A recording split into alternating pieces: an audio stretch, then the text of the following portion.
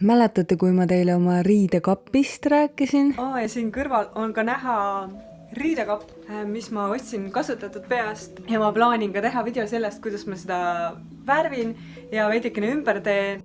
Ühesõnaga, ma tegin selle kapi lõpuks ümber. Me ostsime selle kapi siis internetikuulutuse peale ja see kapp nägi alguses välja selline.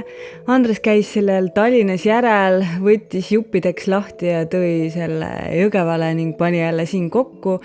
Iseenesest sellel värvil ka ei olnud midagi viga ja ta isegi toonide poolest sobis mulle magamistuppa, aga ma siiski otsustasin seda teha veidike erilisemaks. Ja nagu näha, siis kapi nuppude juurest oli niikuinii vana värv juba maha kulunud, nii et ma otsustasin ikkagi kapi üle värvida ja tellisin eBayst ka uued kapinupud. Esimese asjana ma kruvisingi lahti vanad kapinupud ja lihvisin vana krobelise värvi servad siledamaks. Mööbli värvimisel meeldib mulle kasutada väga sellist mati välimusega kriitvärvi ehk siis inglise keeles chalk painti, aga kuna poes olevad kriitvärvid on väga kallid, siis ma olen enda projektide jaoks seganud endale ise kriitvärvi.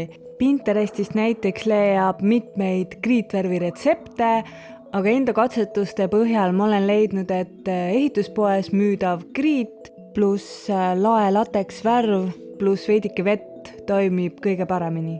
Mul endal oli parajasti kodus 2 mööblivärvi purki ja mina värvisin sellega, aga kui keegi ise järgi üritab seda proovida, siis ma siiski soovitaksin laelateksit pluss kriiti ja vett.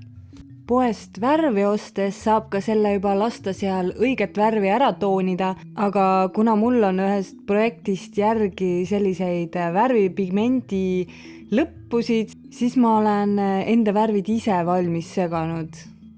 Ja kuna tavaliselt värvid kuivavad tumedamaks, siis ma olen valge paberi peale väikse pinna peale katsetanud, kuidas see värv päriselt välja hakkab nägema.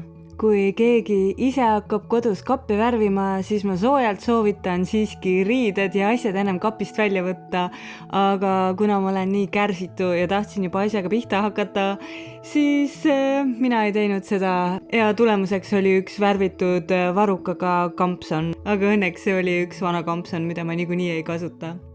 Kapi ma värvisin üle 3 korda, lasin kihtidel vahepeal kuivada ja enne kui värvima hakata, siis kindlasti katke ka põrand kapi ümbert kilega, sest värvimisel tekib tahes-tahtmata palju pritsmeid ja vahepeal kukub ka võib-olla pintsel käest maha.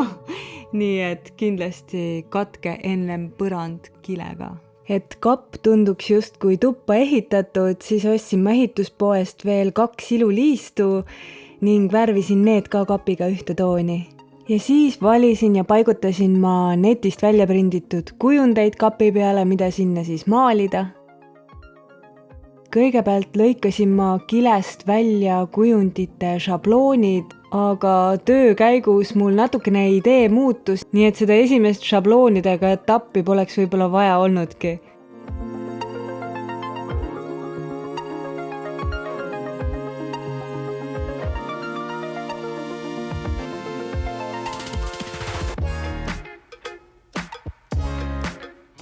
Siis printisin ma sama mustri küpsetuspaberi peale ning kandsin selle eelnevalt niiskeks pritsitud kapi pinnale. Ja edasi ma lihtsalt maalisin õhukeste kihtidena, nii et alumised jooned siiski läbi kumaksid.